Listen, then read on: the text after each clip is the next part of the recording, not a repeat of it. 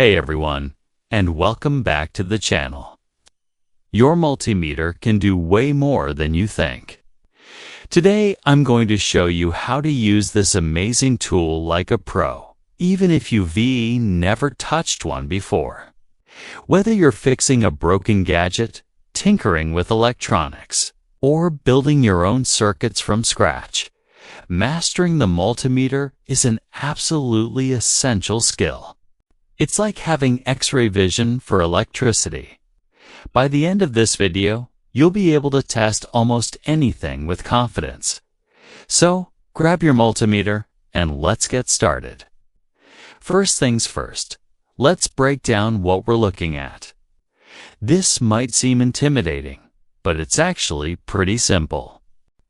You have four main parts: the display, which shows your readings; the large selection dial, which lets you choose what you want to measure; the probes, which are your hands for touching the circuit; and the ports where you plug those probes in.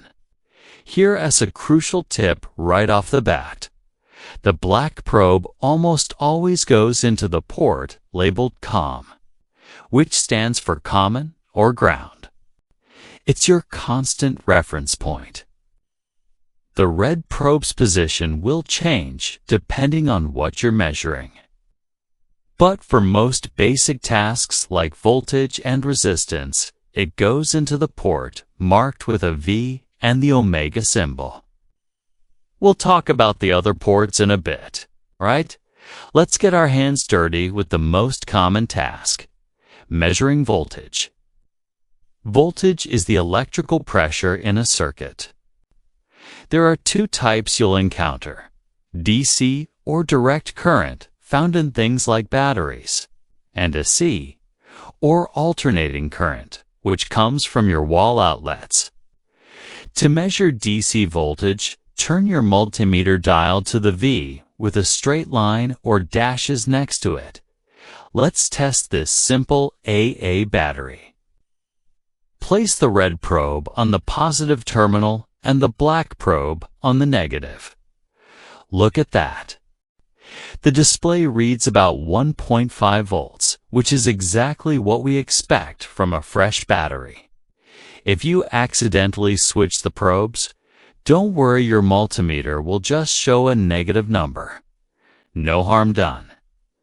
Now for a C voltage. Be extra careful here, as wall outlets carry dangerous levels of electricity. Set your dial to the V with a wavy line next to it. For safety, always make sure your probes are securely in the multimeter before you touch anything live. I'm going to test this power adapter. Carefully touch the probes to the metal contacts. As you can see, we're getting a reading that corresponds to the adapter's output. Always double-check your multimeter is on the AC setting before measuring an AC source. Next up, let's explore resistance and continuity. Resistance, measured in ohms, tells you how much a component resists the flow of electricity. It's incredibly useful for checking if components like resistors are working correctly. First, and this is super important, always disconnect the power from any circuit before measuring resistance. Your multimeter sends a tiny current to take the measurement, and external power can damage the meter or give you a wrong reading. Turn the dial to the omega symbol. Let's test this resistor. Touch one probe to each end. The display shows its resistance value. You can compare this to the value indicated by its color bands to see if it's within tolerance. For a really handy feature, continuity. This is a quick and easy way to check if there is a complete path for electricity to flow, like checking for a broken wire. Most multimeters have a continuity mode, usually marked with a sound wave or diode symbol. When you switch to this mode, touch the probes together.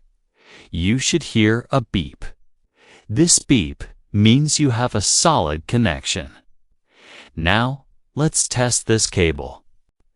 I'll touch one probe to one end of the wire and the other probe to the other end. Hear that? Beep. The wire is good. If there were a break in the wire, we wouldn't hear anything. It's an instant pass or fail test. Okay, let's move on to measuring current. Current, measured in amperes or amps, is the actual flow of electrons through a circuit. Measuring it is a bit different because you have to make the multimeter part of the circuit itself. Think of it like inserting a water meter into a pipe to measure water flow. Warning: this is where you can easily blow a fuse in your multimeter if you're not careful. First, you need to move the red probe to a dedicated current port. On most meters, there's a port for milliamps mA for small currents and a separate, often unfused, port for higher amps like 10A. Always start with the higher amp port if you're unsure. Let's use a simple LED circuit as an example. I have a battery connected to a resistor and an LED. To measure the current, I need to break the circuit. I'll disconnect one of the wires. Now, I'll place the multimeter in that gap, touching the red probe to where the current is coming from, and the black probe to where it's going. Turn the dial to the DC amp setting, and boom! The LED lights up, and the meter shows us exactly how much current is flowing through it. Once you're done, remember to move that red probe back to the voltage port so you don't forget next time. Before we wrap up, here are a few pro tips to keep you and your multimeter safe. First, if you don't know the approximate voltage or current you're measuring, always start with the highest range setting on your dial and work your way down. This prevents you from overloading the meter. Second, as I mentioned, always disconnect power when measuring resistance or continuity. And third, double-check that your probes are in the correct ports for the measurement you're about to take. It's a simple habit that will save you from blowing fuses or worse. And there you have it. You now have the fundamental skills to use your multimeter for diagnosing and building electronics like a pro. From checking a battery to measuring current in a circuit, you're ready to tackle your next project. I hope you found this guide helpful. If you did, please give this video a thumbs up. And don't forget to subscribe and hit that notification bell for more electronics tutorials and DIY projects. If you have any questions, drop them in the comments below. Thanks for watching, and I'll see you in the next one.